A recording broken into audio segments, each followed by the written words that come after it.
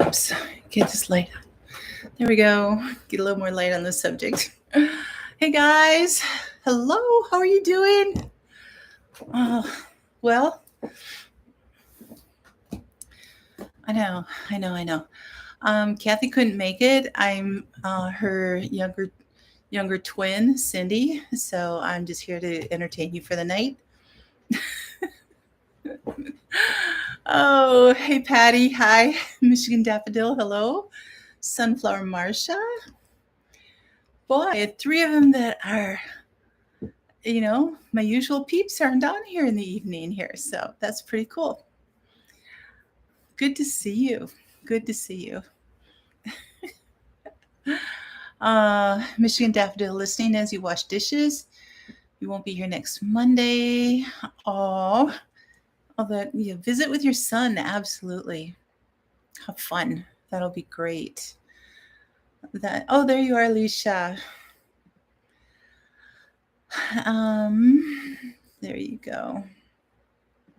Okay, you should be good now.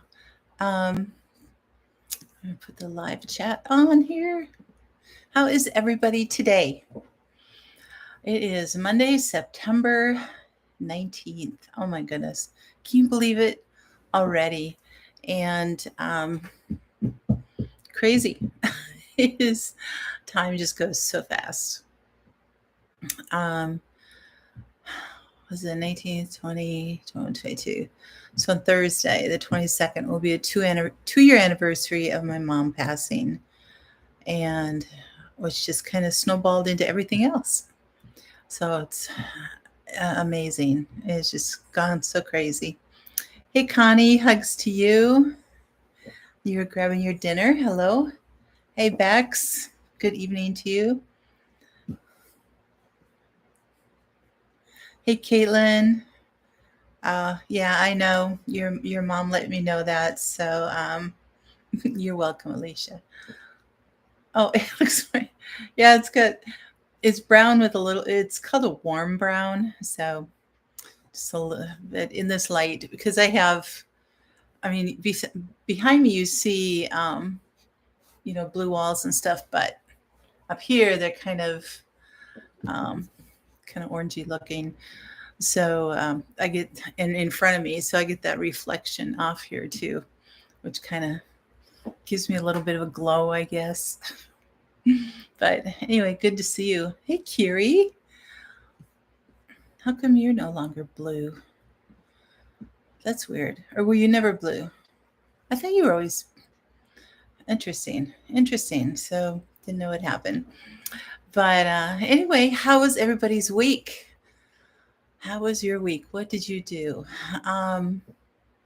Things have been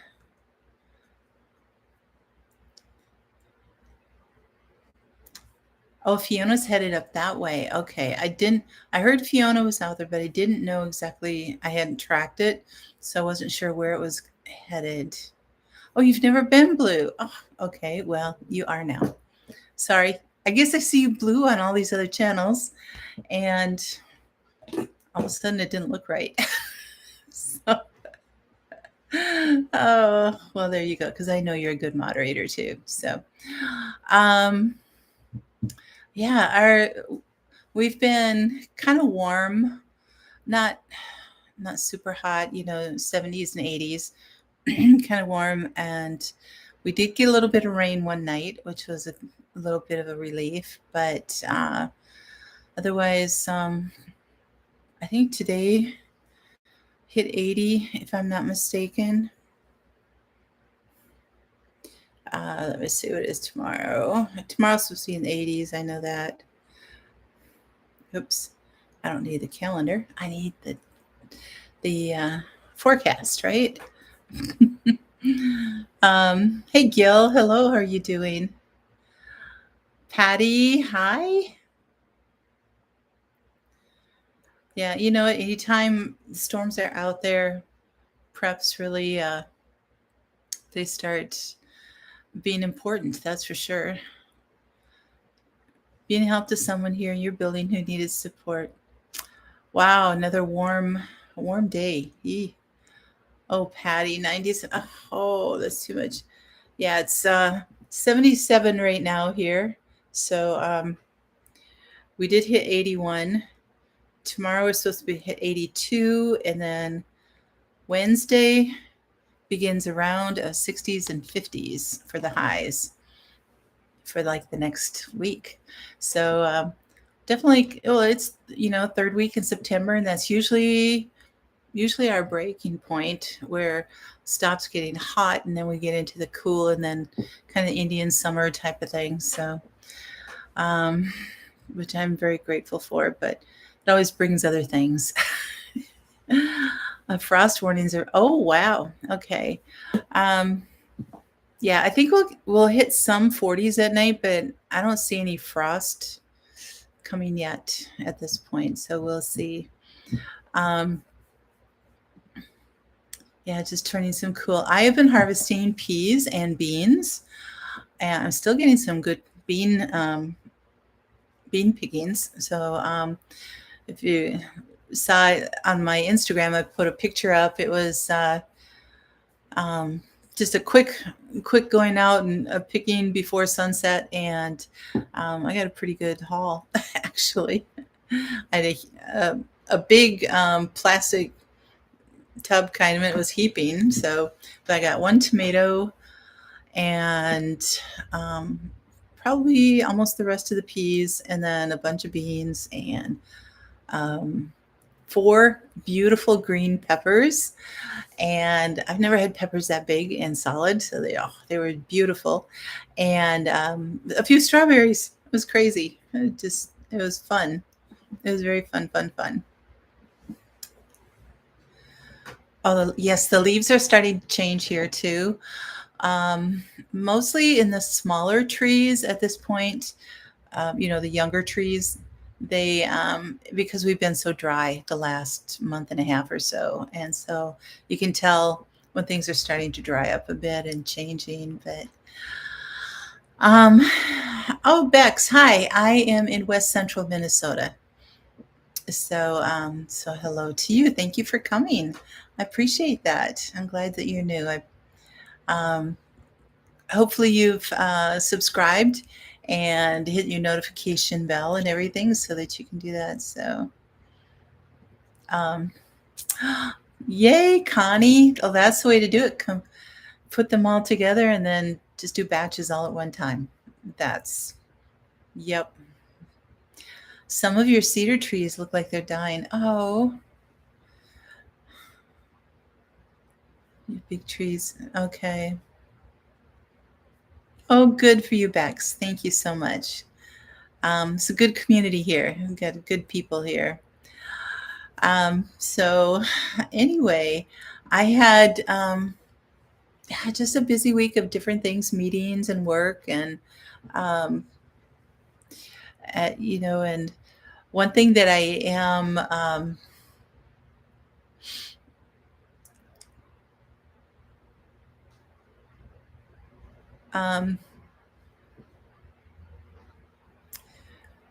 okay, Caitlin, we don't really do that at this point. Usually on the channel, we keep it to a chat. But I will let it go this time. So Alicia, if you want to put her link up. Oh, there you go. Thank you, Alicia. I appreciate that. You harvested enough tonight to make some pico to go with your burrito. Nice, some fresh pico. I was watching that 1800s. No, what is it? Rachel and that 1870s homestead. I forgot my numbers now. It's like the Southwest Indiana. All right, Bex, thanks for being here. Rachel at the 1870s homestead, and she was showing how she makes salsa verde from her green tomatoes, and she made like 21 pints. I mean, that's a lot of salsa verde, but she goes through a lot too. But anyway, it was like, oh, such a great idea, because as you guys know, I got my garden in late, and so I may end up having a lot of green tomatoes, and because I don't see anything else turning at this point in time. I have got the one red tomato, but So that might be something I'll have to do with it this year instead of hoping for tomato sauce, but doing some salsa verde. That would be, but it looked really good. It looked really, really good. Green tomatoes and lime juice. And she even put some zucchini in there and then all the other seasonings and stuff like that. It sounded really, really good. Didn't it, Patty? Yes, it did sound really yummy. So that might be something I'll have to do with it. My beans, I've just been canning them. I've got a couple bags of them in the fridge right now that I've got to get to, but it was kind of busy this weekend. And the peas, I've just been blanching them and freezing them. And the peppers, I'm just going to cut up and use fresh. So that's kind of what I've been able to do do this summer in my garden. And so you prefer green tomato salsa compared to tomatillo. Oh, okay. Oh, that's good to know. Is it just a different flavor or texture? Is it different, like a little milder? Or what is the difference, Kiri? That's interesting to know. Because I am not a hot salsa person at all. So it's okay, it's a little milder. That sounds good to me. There's I haven't used one for a while, but I got quite a few of them in storage, which I'll need to use this year. But they're called Pioneer Foods, and they're like dried soup mixes, dried soup and stews and stuff like that. And it gives you all the dried ingredients, and all you have to do is add like broth and or tomato sauce and fresh meat to it. Sometimes you have to add fresh mushrooms or something like that. But anyway, there's a few things that you would need to add, but generally it comes down to fresh meat and broth is that what you add to these soup mixes that they have. And there's one that's like a Southwest kind of thing. I'm trying to remember what it was. It's been a few years since I've had it, but I always needed to buy the little cans of salsa verde in order to go in there, because that's what it called for, to give it that little Southwest flavor to it. And so it was really good. It was really, really good. So if I have a few jars of my own salsa verde, I could end making some. But anyway, no, they're really good. And they carry actually a whole line of gluten-free mixes and everything like that. So, soups and stew mixes. So it would be, instead of regular pasta, it would be like corn or rice pasta or something like that. And so, it would, their tomato basil soup is really good. Anything that they would then, let's say you're dairy free, if it calls for, like I said, creamy tomato basil type of thing, and they want you to put some heavy cream in there, you can just substitute it with coconut milk or something like that. So that works out really well, or almond milk. But coconut milk ends up being a bit creamier, I think, although it does change the flavor of it a little bit. So, but depends on what you want. So, hey, Tim, hello. Thank you for coming in. Dishes are done. Yay. I haven't done my dishes yet. I don't have very many right now. I have one plate, one fork, one pot, one spatula. That's all I have in the sink. So I'll get to it before I go to bed. But anyway, so yeah, we had our church had a fall dinner this yesterday afternoon, and so it's kind of like our main fundraiser through the year to help our budget and stuff like that. And so we all get together and put on this it's a turkey and ham dinner, but it's almost like a whole Thanksgiving feast. And we serve generally around 600 people, which is not too bad for being way out here in the middle of the cornfields. And but we all contribute, food to it, and all our sweat and tears are. Anyway, but we just work it. We work hard, and so I went and was waiting on tables and serving drinks, coffee, milk, and water. That's what the extent of my drink serving is. Um, but anyway, Carolina Reaper or ghost peppers. I do not grow hot peppers. I did a few one year. It was a few years ago when I did a lot of container um, planting. If you guys remember that, I was doing a lot of stuff in pots. And so I did jalapenos. I did some Tabasco peppers, I think. I did like 2 or 3 hot peppers and then some other regular peppers. But hey, Matt and Sarah, hello. Matt is on the phone. Sarah's listening. Hi, Sarah. Thank you guys for coming in. What did Kiri say? Okay. Oh, you can wash my dishes. Oh, your rutabaga seeds sprouted. That would be so nice if you could do that. Oh, if you could get a winter garden, that'd be so great, Kiri. That would be awesome. But anyway, so I was busy all weekend doing that and kind of recovering today. Oh, I know. So Sarah, how is school going with all the kids and kind of getting into the groove of that? Oh, Tim, I definitely would. You wouldn't need much in those. Probably a half teaspoon of those peppers in a batch, and blend it up good. Oh, yeah. You're right. Exactly, Michigan daffodil. I was just talking to a friend today that just moved into a rental townhome type of thing, and she said the dishwasher is not working. It hasn't been working for 7 years, and it was like, she's like, just take it out and give me more cupboard space. She said, it's like I got 2 hands. These are my dishwashers, and that's kind of for me too. It's like I don't have a dishwasher here. I've lived here 27 years, and it's like these are my dishwashers, and I've thought about putting one in, but I really hate to lose that cupboard space, Oh, Sarah, yeah, I understand, sweetheart. Yeah, it's hard.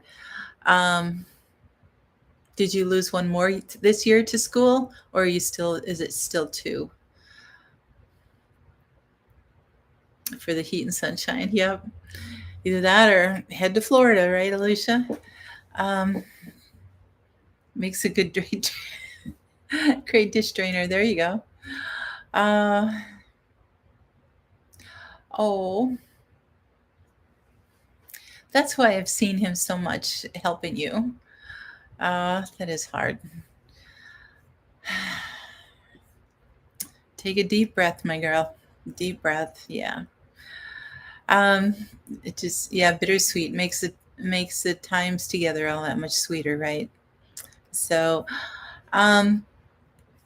tonight's topic, I think we've kind of brushed on it before and talked about some things, but it's kind of that time of the year where you're having to kind of get everything together, and so I'm going to actually talk about my garden tip and prep tip first, but because it'll kind of lead into that. So my garden tip is that as you dismantle your garden for the winter, so you take things apart or whatever you have to do, up here, I have to take as much apart and then store it away out of the elements as I can. Of course, I leave the beds and the fencing and stuff like that. But, like all your tools, of course, if you have wheelbarrows or, different carts and, all that kind of stuff, you need to check all your supplies, right? Just check everything. Yeah, I love the winters too. JV, hello, thank you. And thank you for your email. I will get to that in a little bit, so remind me if I don't. But so just make sure as you're dismantling, you check like all your supplies. and then where you store them, all that kind of thing, because sometimes you end up having a whole pile of stuff that you just never use from one year to the next, right? You might have a whole pile of um, broken steaks or rusted T-posts or leftover scraps of landscape fabric, or you have a bunch of cracked pots. And Patty, gee, I know you've got a cracked pot on your plate. I'm sorry, I couldn't pass that one up. Oh, anyway, um, if you have broken pots, if you have things that you just don't use, they're and they just are kind of sitting there from year to year, and you might think, well, maybe I'll use them next year. But if you haven't used them at all for the last 3 or 4 years, see if you can either repurpose them into something else. Say you have a bunch of broken clay pots. Well, um, you're laughing when you said, oh, hey, Drops. How are you doing? Christy, hi. Uh, yeah, I can't remember where you put half your tools. I hear you. But, yeah, if you have a bunch of clay pots that are broken, see if you can use those um, to line some other beds or crush them up and put them, into other pots or whatever you need to do, maybe for indoor plants or something. So try to repurpose whatever you have that you're not using. Another thing you could do is sell it. Let's say you've got a stack of 20 T-posts that you know that you're just not going to use because you're out of land. You've used everything that you possibly can in your yard. And you've got this stack. It's like, well, what are you going to do with them? See if you can sell them or trade things. If somebody else has some fencing that you need, but you've got T-posts that you're not going to need, see if you can trade different things like that. Chrissy, oh, you talking about Alicia, yeah. So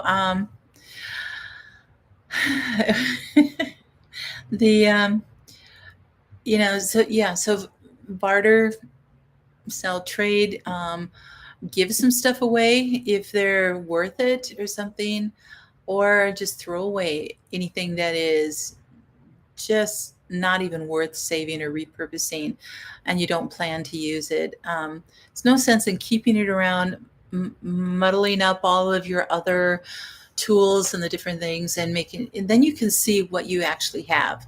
It's like, okay, I have 5 garden rakes. Why do I need 5 rakes? It's like, maybe we can get down to 2. If there are 2 of us in the household and we each have a good rake, that's all that we need. We don't need 5 rakes, right? You went for the day of the Kentucky meetup. You did, Christy? Oh, that's so great. Make plant markers out of your pot shards. Great idea, Patty. Excellent idea. You don't even throw away a screw. I know. I don't either.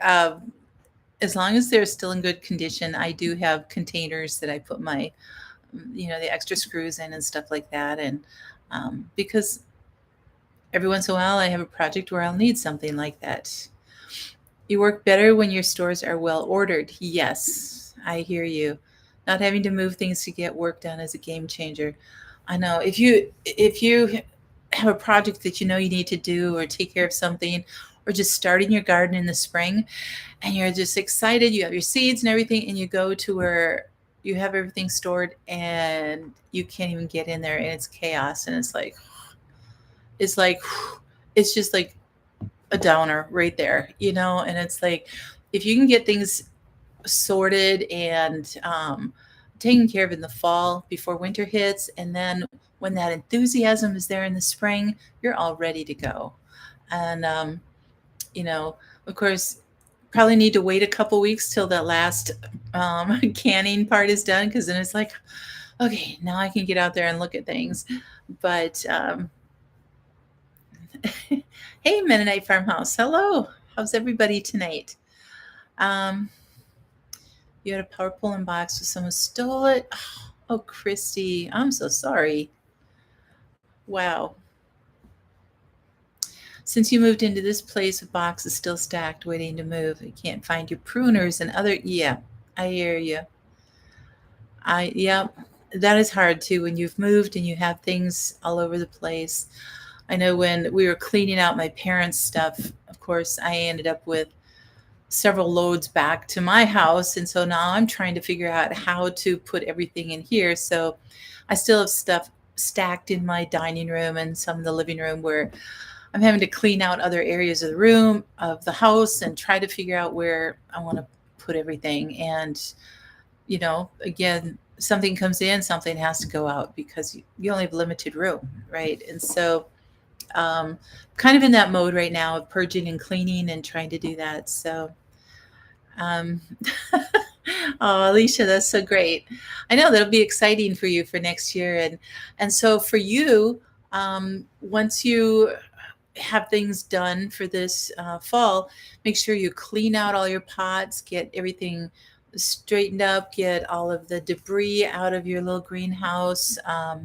Make sure that you've got things stacked and put away where you want them to be, where they'll be easy to get to, all that kind of stuff. So you found the model airplane you and your dad made when you were a kid.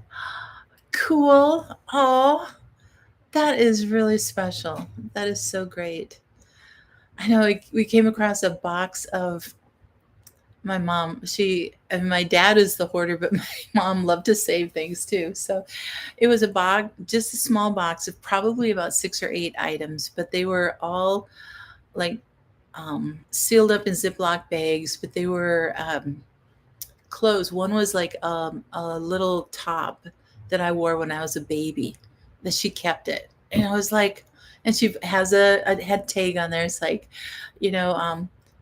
Kathy's top from being a baby or whatever it was. I mean, it's like, hello, it's so pink with flowers on it, but it had like food and spit up stains and stuff on it. It's like, I can't keep that. It's all just, it's, over 60 years worth of stains on it. It's kind of gross after that. It was like, and she kept the bib that my dad had as a baby. He just passed away this summer at 91, yes. And it was like, holy cow. It was like, so it was like, it was sentimental, yes, but it was kind of gross too. It was like, oh, it was a biplane with 2 wings called a Piper. Oh, yeah. I know what a Piper Cub looks like. It's very special. But you started your new compost pile for spring. Awesome. Speaking of compost, have you guys seen, I'm trying to remember what it's called, but it's a little machine that you can put on your countertop and you put your food scraps in it and then you can turn it on, fill it up, turn it on. And I don't know, it's called not an Omni or something like that, but it's like $400 or $500. It's expensive, but it in like 4 to 6 hours or something like that, it turns all of your food scraps into dirt, into soil. Compost is soil. And I was like, wow. It's like, actually for us in the north, that's kind of a cool thing because we can't compost for 5 months out of the year. And so, to be able to do that and just like throw all of this dirt into a garbage can outside through the winter would be kind of a game changer. By the spring, I'd have all of this composted soil. So I don't know. I have to think, it's like on a wish list kind of. I have to really pray about that one because that is an expensive little appliance, but it's almost like getting a freeze dryer, Oh, Michigan Daffodil, you only kept your son's home from the hospital outfit. Oh, yeah. It's not making compost. It grinds things up and dries them. It is not compost. Okay. Yeah, because I was wondering, it's like, how does it get any microbes or anything like that, Patty? So it just turns it into really just dirt, right? Dries them up. So what would you have to do to add to that to make compost then? I'm sorry, I'm not going to do worm boxes under my sink. I know people do that, but I can deal with the snakes enough outside. I don't need to be dealing with worms in my house too. Um, you built a few model airplanes that people use to fly their miniature poodles in. Oh, Vitamix has one. This farmer's wife doesn't. Yeah, yeah. The farm, you wouldn't. I don't have animals, so I'm limited with what I can get to. But and get a compost starter. Oh, drops. There you go. Just save that and then add a compost starter to the dirt. There are better kitchen composters. Okay. Just ground up plants like your blender can do. You need garden soil to get the microbes in the plants. Save your money. Okay. Okay. So really, you could just take all your garbage and dehydrate it, and it would come out the same. Grind it up and just add stuff to it. Probably, huh? Grammy Karen, hello. Good evening to you too. Okay, so back to my garden tip. So kind of repurpose things. And I said, whatever you keep, put them away in a manner that you can find things easily next spring. So kind of just repurpose if you can, trade if you can, and barter, give away or throw away, but just be able to find your things, whether or not you have a shed or a garage or whatever system you have. For over 25 years, what I did was I had my basement. So I had things, all my tools hanging on the wall, going downstairs to the basement. And then down in the basement, I would put my lawnmower and all my garden carts and trellises, and everything would get piled down in there. So, that's how I had to store things. But for me, just getting them out of the winter elements was huge. So, time to switch to another solar system. Okay. You've only seen a couple black snakes. Oh, cougar screaming a couple. Ooh, wow. You have one pajama from Jacob, newborn. Oh, yeah. I don't know that I saved anything of my girls. If I did, I already gave it to them, I think. So, that was tricky, Patty. Yep. My chiropractor was thrilled when I got a shed because he didn't know that I'd been doing that. And he was like, your doctor says you can't be doing that anymore.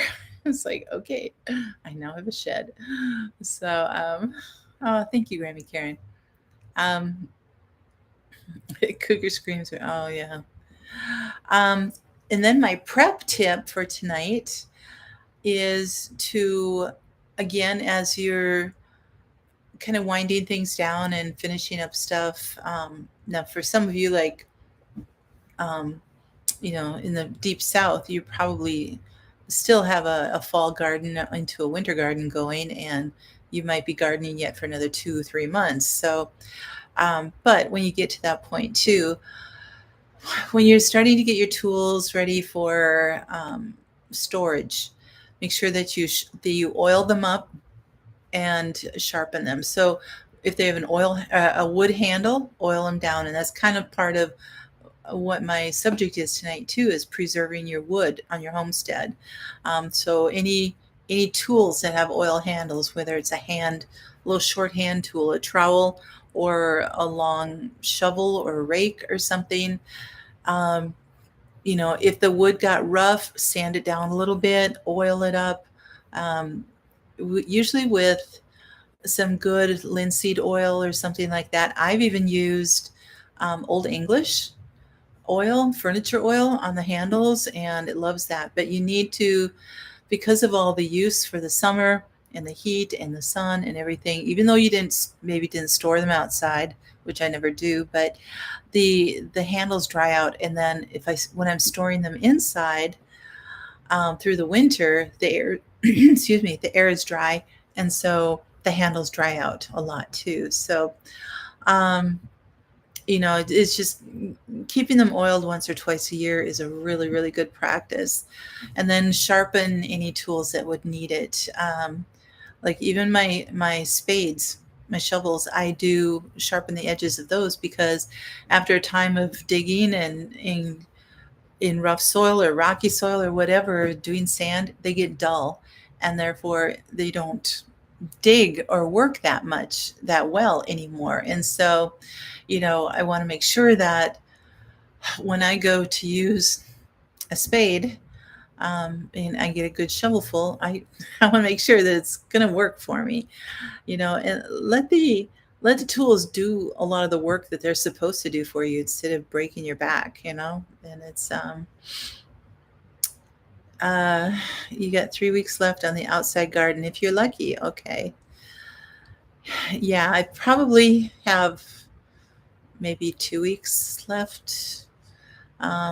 Yeah, so I'll have to see.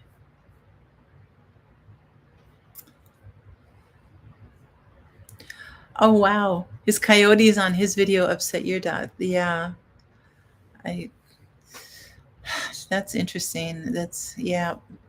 So, anyway, oil and sharpen up your tools before putting them away from the winter, and even yeah, not just oiling the wood, but using some good like 3-in-1 oil on, let's say you have hedge shears, just as an example, or even your pruning shears, where the mechanisms are where you have to do that. I mean, first of all, clean the blades really, really well, sharpen them if you can, but where the joints meet and you have to, and they have to work, make sure you get those oiled up really well because over the winter they will rust, and in the spring they won't work that well. So if you oil them in the fall, you'll have great tools in the spring.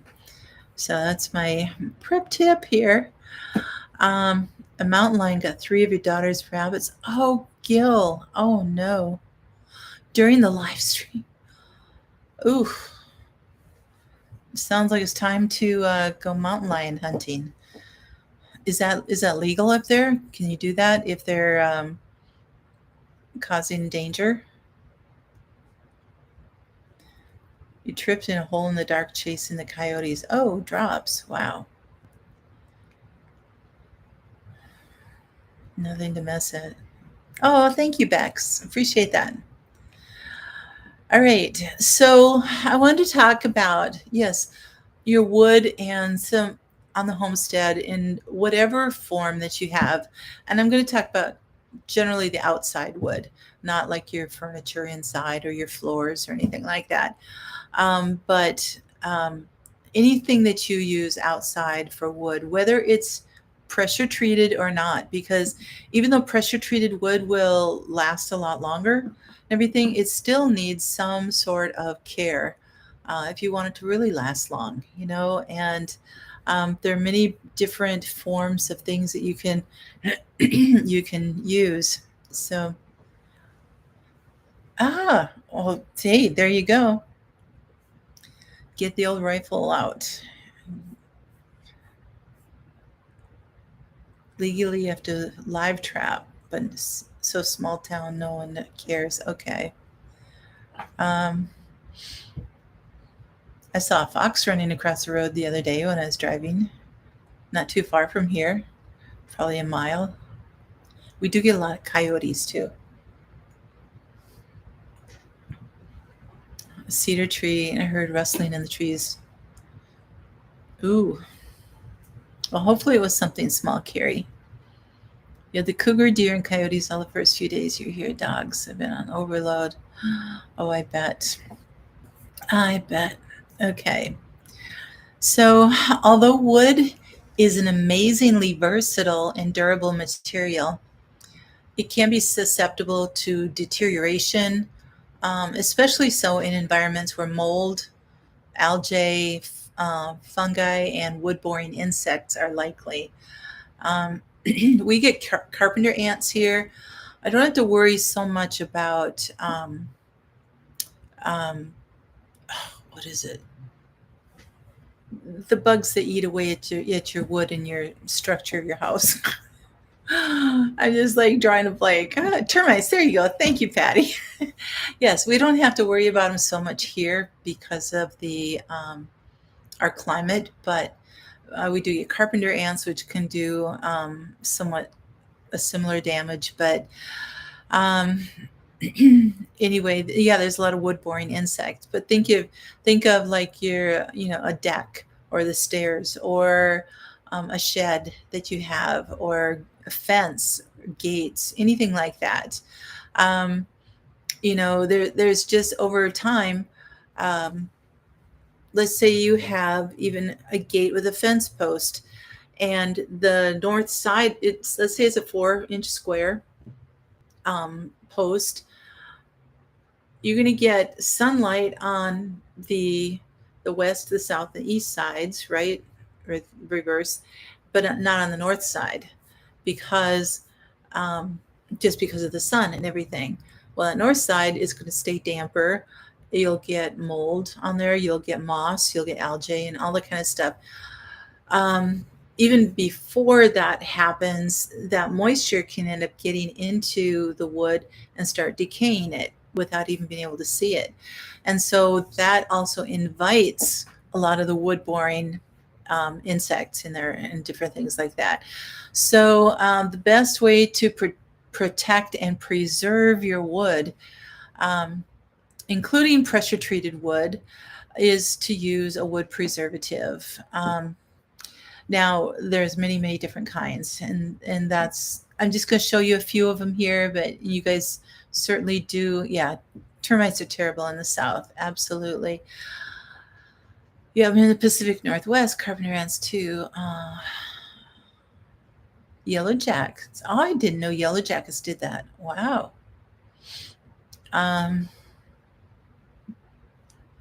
Yes, they all love damp wood, absolutely. Starlight for decking. Yep.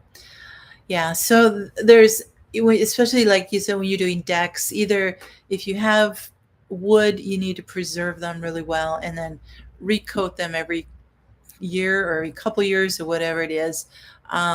If you can, they've got some really great new products out there that look just like wood, planks, whatever, 2x4s, 2x6s, whatever you're using. I mean, they look very genuine, decking that is really like a composite material. And so, and those will last forever and you don't have to do anything to them. So that's really a nice, yep.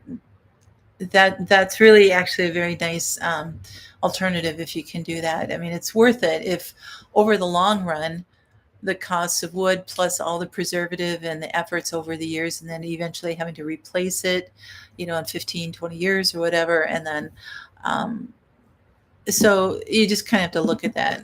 But anyway, so in past years and years ago, sheds, fences, and other exterior wood were actually treated with creosote, which is an creosote, engine oil, or another preservative that contained commercial grade biocides and insecticides, because they didn't want the bugs boring in. They didn't want all this, but they were very toxic, right? And so over the decades, they were banned by use for commercial use. And so now they have a lot of other wood preservers, and you just have to really do your homework on them.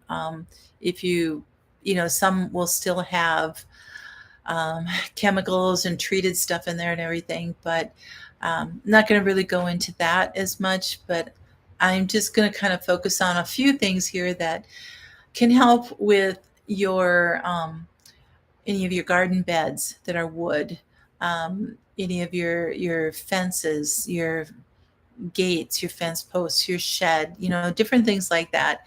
So decks, you're started kind of getting into something a little bit different. But anyways, some of the things that you can do are to use like a paint or a stain. And usually for exterior type of things, I'm thinking for a shed or gates or fences or something, don't necessarily want to paint your garden beds unless it's just the outside of them. But excuse me, I'm talking a lot lately. It was so noisy at the dinner yesterday. I was just like yelling for like 2 hours. So it was kind of hard on my throat.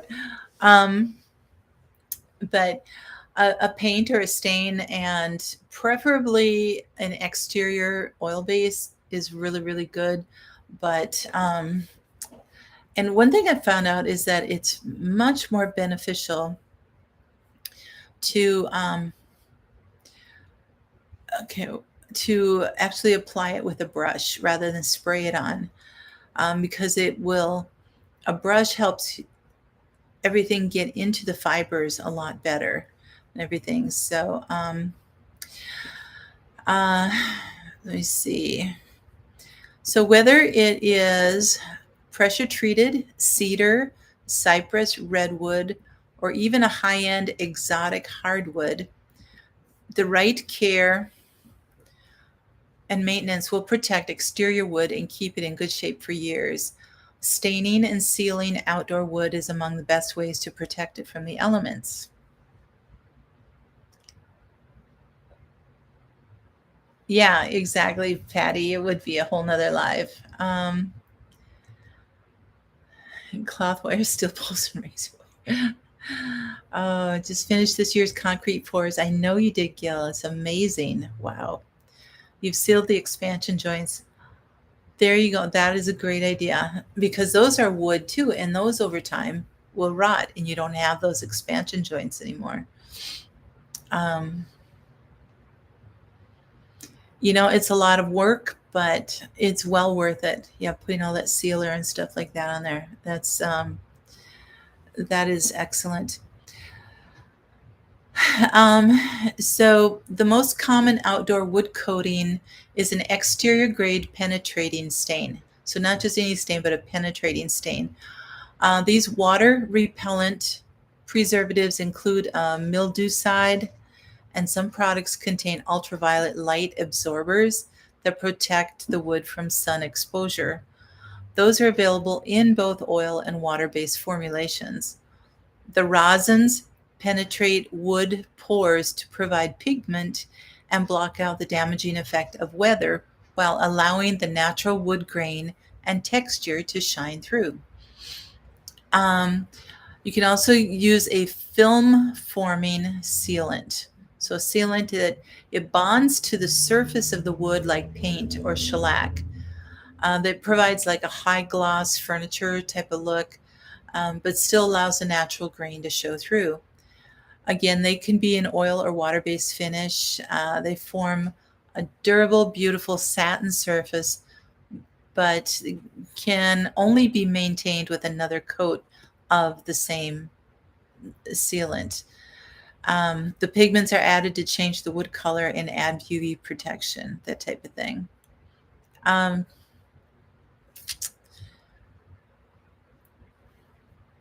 Water-based finishes are generally kind of heralded for their ease of use. Compared to oil-based formulas, they're easier to clean up, they have a lower odor, and are often less expensive. However, most water-based coatings require more coats and still don't last as long as their oil-based counterparts. So if you're doing it outside, if you can do an oil-based, that is the best way to go. It will do this. So what are we saying up here? Stain will not peel like paint. Exactly. It wears off gradually. Yeah. So that's where a stain is really, if you want paint versus stain, stain is definitely the way to go with that. And like I said, a penetrating stain to do that. Again, they said using a brush as opposed to a roller or spray, it allows you to get the stain penetrated further into the fibers. The stain the spray and a brush only kind of just coats the surface. So don't brush, a roller. Did I say brush? A roller and the spray will just kind of hit the surface. So if you can do a brush, that really is much better. Okay, so we talked about a paint or a stain. For your beds, now this is something that I use, and get my picture back here so I can see. It's a timber oil, and this is just the brand that I've used by Cabot. It's an Australian timber oil. It's also for decks, siding, railings, outdoor furniture. But again, I use this on my beds. It comes in different colors. This one's amber wood, but it's got, let me see if I can find where it is. But anyway, it's a combination of tung oil, linseed oil, and the alkaloids for the color and stuff. And so this was kind of nice because it had everything all in there together. And now it's been 2 years since I stained the bed. So this fall, I would like to put just a fresh coat over everything, just to give it that extra little protection through the winter now. Yes, Cabot is easy to find. Absolutely. Thanks, Gil, for coming. Appreciate it.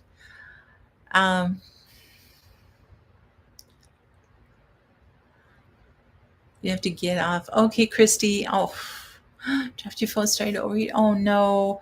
I hope your phone's going to be okay.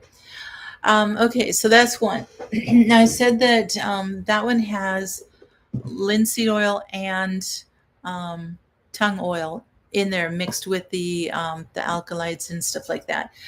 If you wanted to do just, and that's what I did on the outside of my beds. Now, as you know, I burned the inside of my beds, did the Soshugi method, but I also put an oil around over the char. I kind of scraped down the char and then oiled it. And what I used on that was a pure linseed oil and the pure raw I can't talk today. Raw linseed oil. So your there are two different kinds. So it's regular linseed oil and raw. Now, for most things, like if you want to just do it on the outside of a shed or for your tools or something like that, regular linseed oil is just fine. But I didn't want that on the inside of my beds where the soil is and all that kind of stuff, because regular, which is also boiled linseed oil, has a lot of carcinogens in it and chemicals and stuff like that. So if you get the raw, it's not boiled and it's not any of that kind of stuff. So my thumb got stuck there. It says 100% completely natural, slow drying oil. Quality finish for your wood furniture and antiques. Penetrates deep and protects wood. So if I wanted to, let's say, I ran out of the timber oil, I could just use this and just go around on it. Krista from Prepsteaders did a video of a couple years back on just using the linseed oil to refresh her wooden ladder, a little bench that she had, a bunch of wood things that had gotten dried up and were starting to need some care. And she just went through and brushed it on everything and soaked it up, and they were just like gorgeous after that. I mean, they were just beautiful. So so getting some linseed oil is a really, really good help.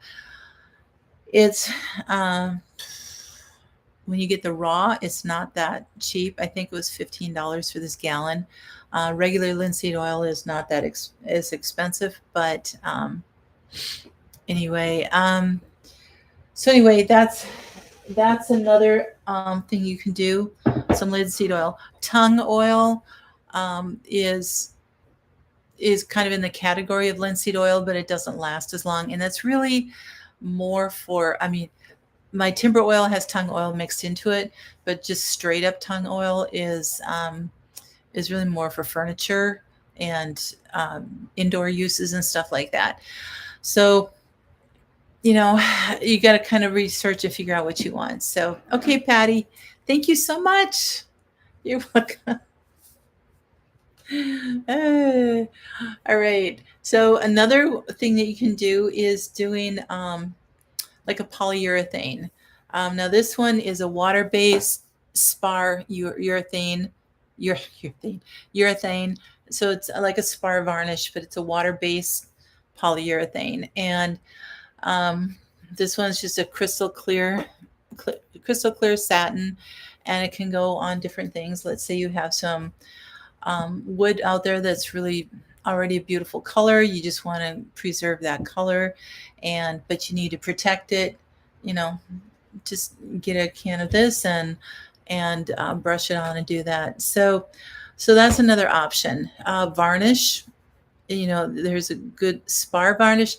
Now, when you say a spar on there, when you put spar, that means that it's used for like marine purposes, like people who are like, you know, they have a wooden boat and they want to make sure that it's sealed so well against the elements of the water and the salt or whatever it is.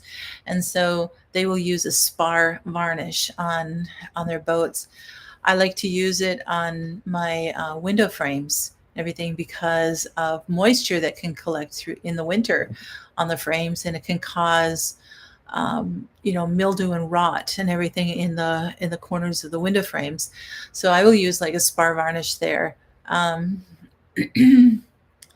Yes, it would be exactly. Thank you, Drops. Yes, anybody in the on the coastal areas, it would be really good to be able to use. Um, so yeah, anything to do with a spar is kind of like an extra protection within it when they create it, and that's why you'll probably see it a little bit more expensive, but it's a great, much better protection for that. So we have tung oil, linseed oil, timber oil, a polyurethane, varnish. Again, is just kind of right up in there. It seems like an old-fashioned thing. It's like, well, my grandpa used to use varnish. That's all they ever had. But there's some uses that varnish is actually very good, and they have really good quality varnishes now. So you just have to kind of do your research on the brands and the colors and the products for the particular use you have. And of course, polyurethane paint stain. I've, you know, a lot of people, if using boiled linseed oil, be sure to note cautions regarding. Yeah, yeah, yeah. I already put it. You know, don't be using that. So for for your skin as well as for anything that's to do with food. So um, the I know I'm running out of time here. What was I going to say? Oh, Patty, you threw me off my game here. um, oh my goodness.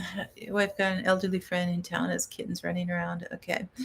Um, oh, I see a lot of, not a lot, but there are a few channels out there that are building a lot of um, wonderful structures, barns, sheds, even their houses and stuff that have just the plain rough cut wood, and they love seeing it age and getting to the silver look and everything. But